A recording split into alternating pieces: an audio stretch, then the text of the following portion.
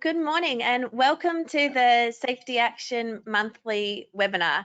My name is Andrea and today I'm going to be interviewing Gary about some of our more popular articles from the recent Safety Action newsletter.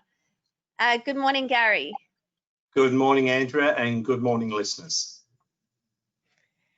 Okay, Gary, so I'm going to take you to what you're going to be talking to us about today. Thank you very much, Andrea, and welcome everyone who's listening as well today. As you'll have noticed, which is why you've tuned in, we're going to run a monthly webinar moving forward. Yes, it's prompted by the COVID restrictions and less people doing face-to-face training and breakfast sessions, etc. But of course, we're all getting used to this technology now, and it's probably a more convenient way to do it. So my intention with this is largely to pick up on the topics from our current newsletter each month, but provide you with some background information. And to keep this really short and punchy, we're hoping and thinking 20 minutes to 30 minutes maximum each time. We invite your questions and comments. If we can answer them during the session, we will. So Andrew will pick up those questions if they come through.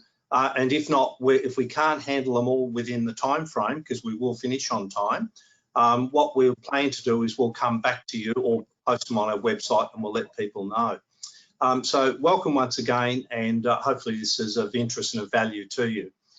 So what I'd like to cover today is manufacturers' manuals, media reporting of the COVID virus situation, a couple of new regulations on dust exposure levels, and the new workplace manslaughter laws. So let's just look at manufacturers' manuals for a start.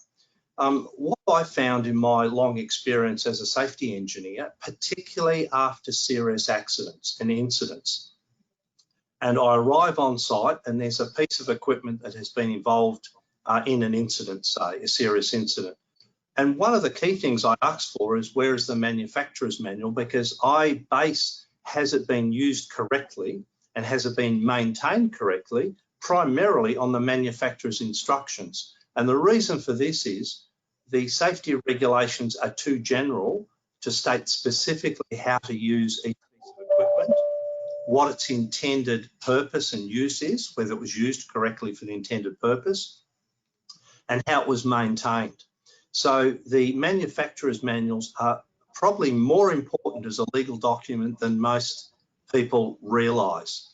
The other thing I've found is people say, oh, but this item of equipment is 30 years old, or we have obtained it from one of our sister companies and they didn't provide us with all the documentation, the service records and the manuals and instructions that went with it.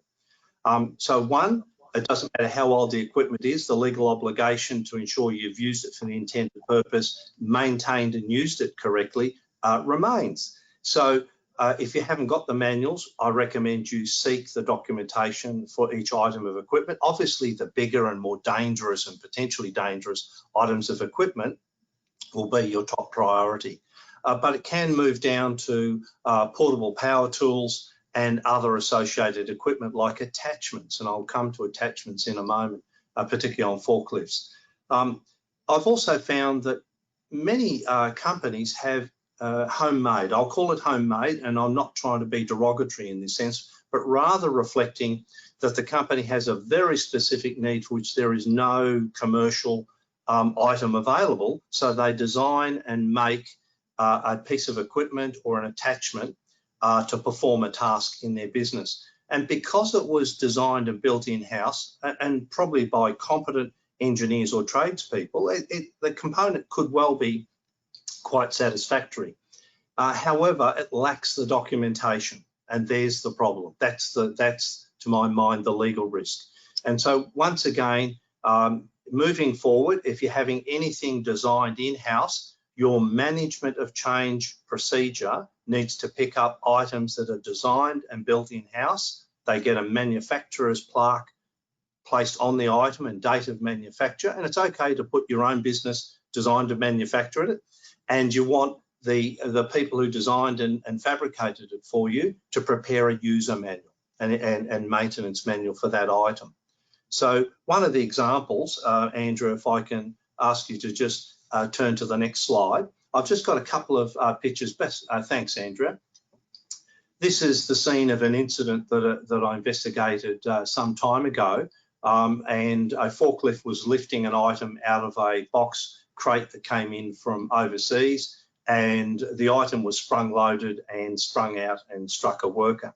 So that's the essential incident. But what you can see in the photograph, and Andrew, if I can have the next slide, a close-up of the lifting attachment, you'll see that there's like a tubed item on the end of the tine to pick the item up, and it looks very solid, well engineered, if you like. It's got a cable to make sure it won't fall off the tine, but you will notice there is no clamp to stop it sliding in and out of the tine. And apparently, as it was lifted up, it slid along the tine, causing it to fall out and strike the worker. So it contributed to the incident. The regulations require that all attachments to forklifts be securely attached, and that would not comply with securely attached. Even though it can't fall off, it can certainly move and slide and cause instability of the load. So there's an example.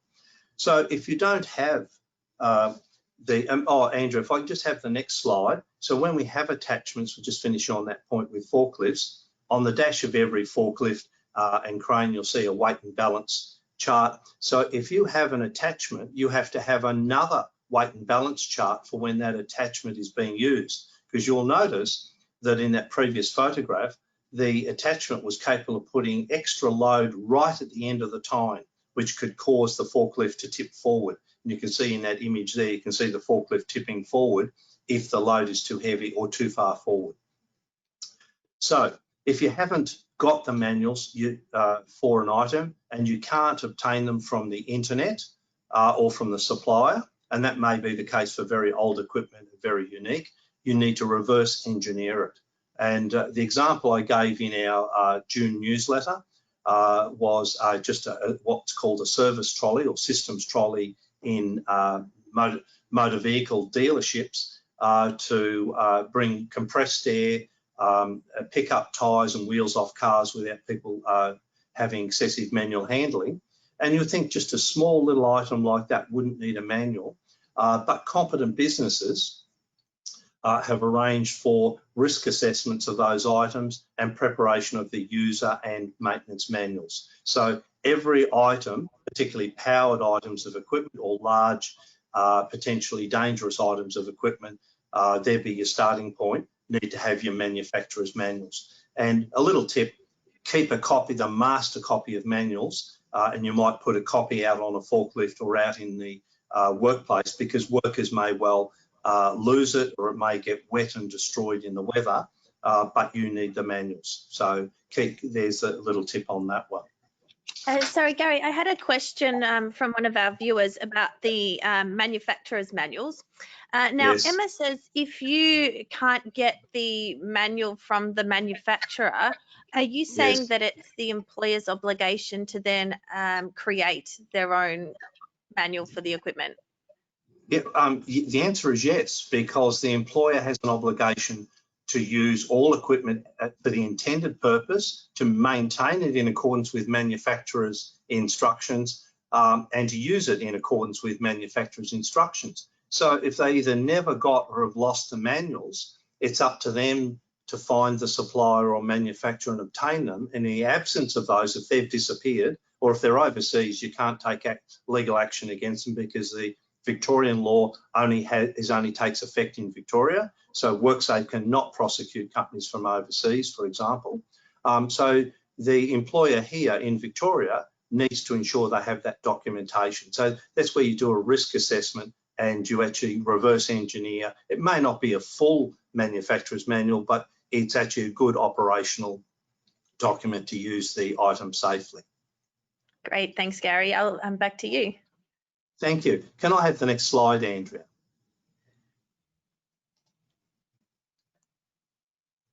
Thanks. So one of the articles in our June newsletter was about how the media create anxiety. Now, I have no other purpose here other than what it came from is my mother is 92, living in an aged care home in Bendigo. She said to me in a recent visit, you know, I stopped watching the news on television and listening to it on the radio. It just makes me worry. So here's a 92-year-old hearing nothing but endless articles on the media. There's nothing, virtually nothing else on the news but COVID-related articles. So it occurred to me, so let's just look at what the media are doing and how they're doing it and possibly why. So there's no other purpose than my macinating over what are they doing that's causing this anxiety and why they do that. And so the first thing I've realised, and you've probably realised it earlier than I, the media and news are simply entertainment businesses. They are entertainment businesses. They're not news. What they want is they use the news, the taglines to get you and I to watch, and they sell advertising. And the ABC doesn't sell advertising, but they're on the they're in the entertainment business, and they have to be relevant, and they have to have people watching and listening in the same way that the commercial channels do. So they're not exempt from the same demand to be exciting and interesting. So they're in the entertainment business. That's number one. So news, accurate news, is secondary to actually being entertainment and getting audiences. Their interest is to keep as much the key articles and news of the day as high of interest as possible for as long as possible. So don't assume that the media outlets are going to provide balanced facts, because what they're more interested in is sensational facts. They may be a real fact, but they may not be balanced, and they may not represent the full situation. For example, if we said what a lot of people don't realise is that every month 400 Australians die. 400 per day. 400 per day die somewhere in Australia from all causes. And 2 of those might be from COVID. Now, wouldn't that put it into perspective? Yes, it's a worrying thing, this COVID virus, but in fact, it's nowhere near the percentages of many other common things. So influenza kills 2,500 people per year, much more than we could have ever likely have had from the COVID epidemic. And of course, it's been well managed, a lot of sensible precautions put in place. No one's, I think, questioning sensible precautions. This is an article about what the media are doing to sensationalise this particular area. So if the news worries you, my tip is turn off the news and seek some real facts and some independent sources. So that's just my little bit on my little rant on media and anxiety at the moment. So I'll turn to the next slide, if I may, Andrea. And if I can, Andrea, I think you've been doing a bit of work in this area with a number of companies now reopening their offices and factories after the COVID, or we're still in the COVID epidemic, but many are starting to reactivate business. Can you just tell us a bit about this, Andrea? Yes, Gary. So what we know is that it's really important to do a risk assessment of your business before having workers return back to the workplace. Some of the key guidance from Safe Work Australia, for example, is that there should only be 1 worker per 4 square metres. So your risk assessment needs to consider how many people you can have in each office or room. And you also need to take these considerations in for your lunchroom or tea rooms as well. And part of your risk assessment might require you to make some different arrangements for meal times, for example, such as, you know, if your lunchroom can only have 4 people at a time, you might need to stagger the meal breaks. You'll also need to have increased hygiene precautions in your workplace. So it's recommended that, for example, for lunchrooms, that you actually do a clean of that room after each use. So if you have staggered meal breaks, you should arrange for cleaning of the lunchroom in between each session, and then also consider some regular routine disinfecting of the workplace as well, which might be you know, at the end of the day or something like that. It's also really important when I've been visiting construction sites, you need to consider shared equipment. So if your workplace has equipment that's shared between workers, you need to think about cleaning regimes for that equipment. So if you have scissor lifts, for example, that are used by more than one person, it would be helpful to have alcohol wipes or similar, so that that equipment can be cleaned in between each use to reduce the risk of spreading infection. Something else that people don't always realise is that when workers have been absent from work for a period of time, whether it be from illness, injury, and at the moment, many workers have been away from the workplace due to the COVID-19 precautions, returning workers are actually at a higher risk of injury. So as part of your risk assessment, you need to consider, especially if the workers do physical work, whether, this period of absence might pose a greater risk of them having a physical injury when they return to work. Now, Andrea, I understand we've got some documents already uploaded to our website that people can download. For example, the work that Dr. Webber of our office did on at-risk workers and returning to work. Am I correct? Correct. Yes. So we do have this article on the website with links to some fact sheets about returning workers. Thank you. And I also recommend people check out the WorkSafe and Safe Work Australia guidance. There's a lot of new guidance on the Safe Work Australia webpage. I believe it's more than 1,000 pages of information, which is broken down into industry. So you can look up your own industry on the Safe Work Australia website and get specific guidance for your industry. And we have those links in our June newsletter as well to that website, haven't we, Andrea? Correct. Yeah. Thanks very much, Andrea. If I can have the next slide. Thanks, Gary. In fact, that was your slide, actually, Andrea. If we can have the next one. It was. Yeah, here we go. That's okay. You spoke to it very well anyway, Andrea.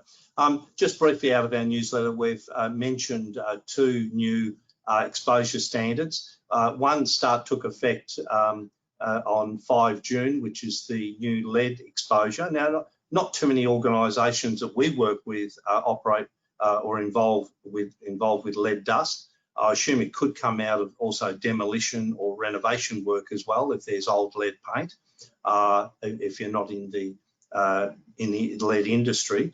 The other one is the stone bench tops. And whilst those regulations started in 20 August last year, they're still relatively new. And so just a bit of a tip to watch out either at work or at home. If you're having kitchens and bathrooms renovated and using artificial stone bench tops, make sure that the tradespeople are aware of these regulations and complying with them. And I'll give a little tip at the end in the summary as well. If I can have the next slide, Andrea.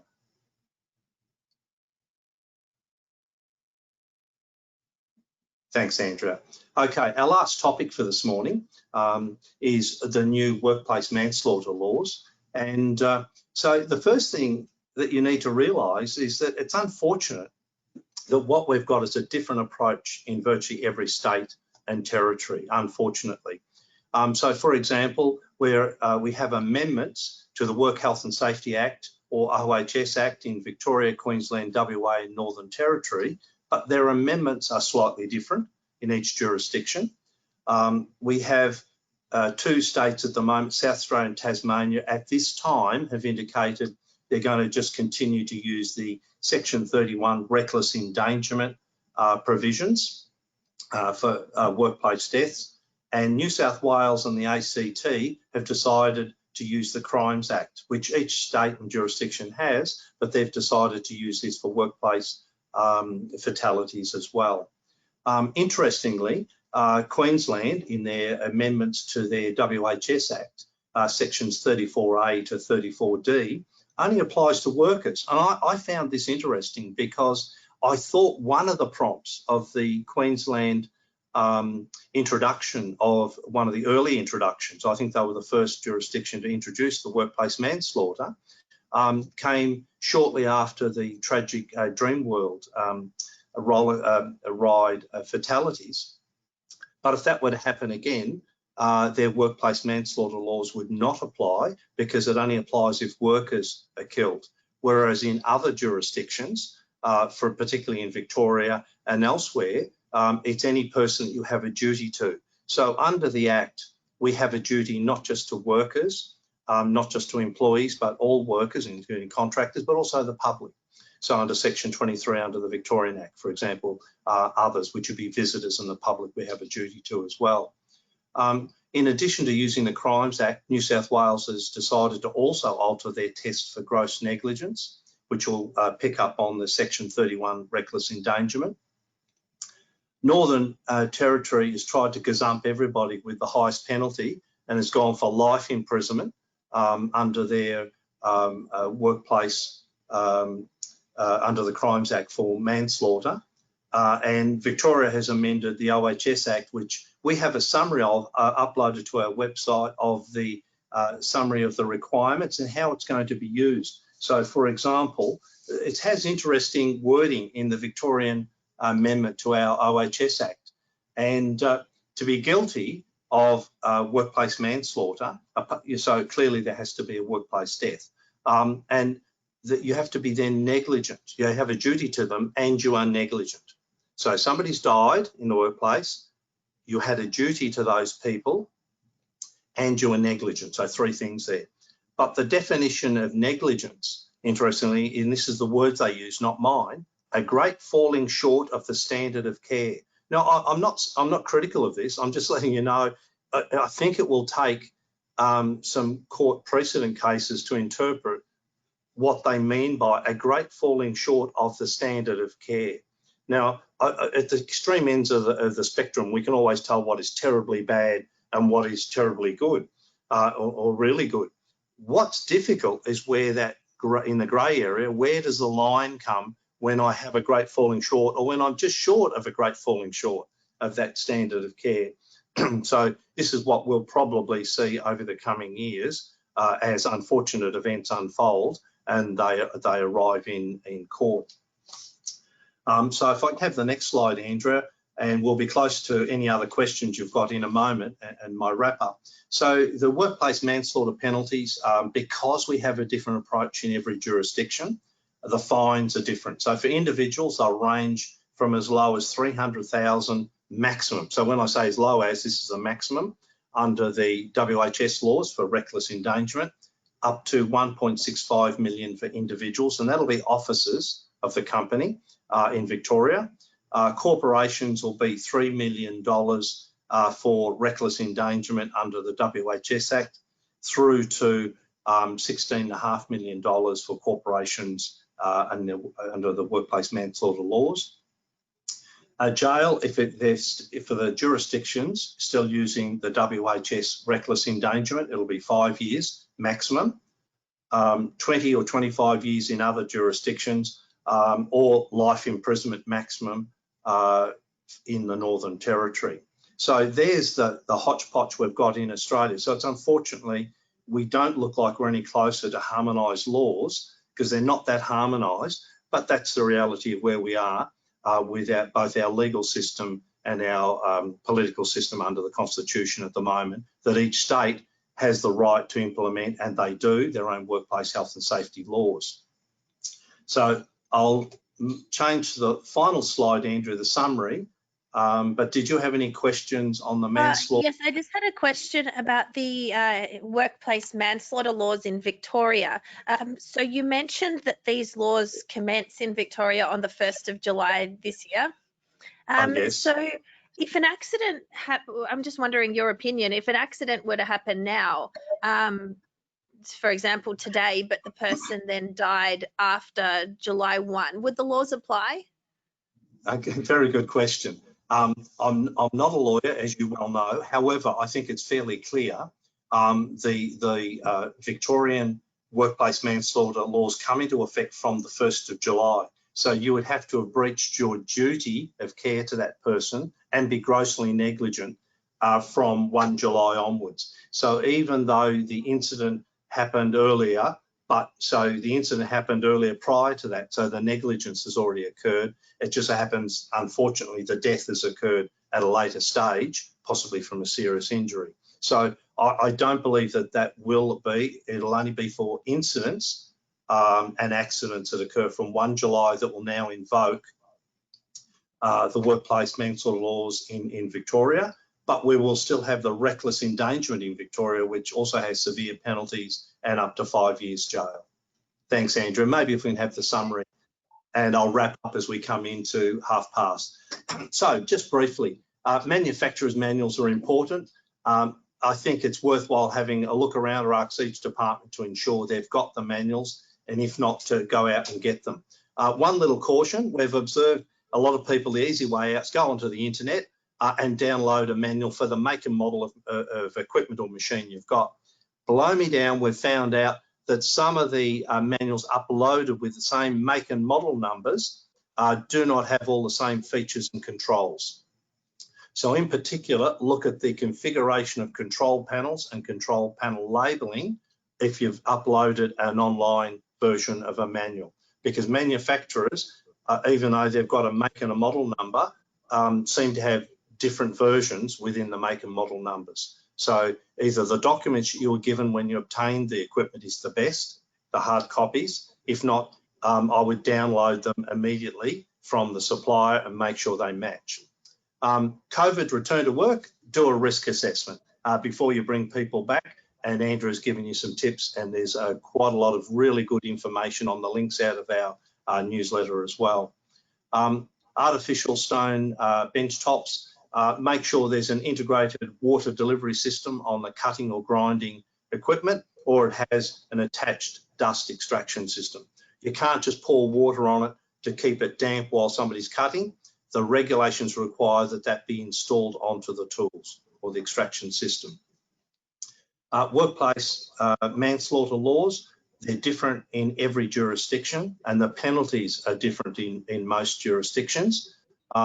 So I recommend that you understand you need a separate safety program for all the accidents that are non-fatality risks. So you need a separate safety program for fatalities. You record those, I believe, in your key risks register, and I think this is a good time to review your key risks register. And many competent businesses are doing this right now, and some directed from board level, some from executive level, and some determined from the safety team. Says, gee, we've got new manslaughter laws, they're quite serious penalties. Are we confident we've identified all of our fatality risks in the business and we've got good controls in place? And the other final tip is when you're looking at fatality risks, you know what your business is and you know what you do. So there's a process that you follow. What we've found is some of the fatality risks come out of activities peripheral to what you're really there for. So for example, one business had a near fatality. Well, they had a bogged vehicle and the guys pulled out a chain which was insufficient for the purpose, but they didn't know that. There was a chain, connected up, the chain broke, flew up and struck someone in the head. Now, that is not part of the normal process of the business, towing bogged vehicles, but it's an example of peripheral activities. And I don't know what all your peripheral activities are that actually make up what your people could be doing. And they had no policy or procedure, that particular company at the time, that even they didn't have it on the key risk register and they didn't have a policy and procedure or training requirements for that activity. So that's just an example. So that's the summary for today, and I think we're pretty well on time. Unless there's any other question, Andrew, that you've got through that we might squeeze in.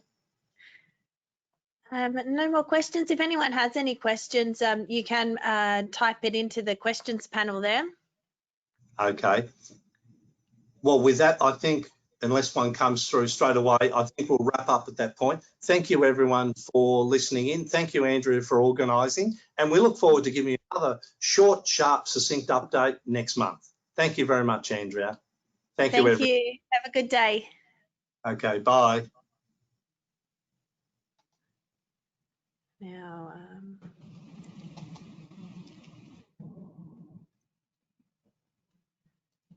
stop the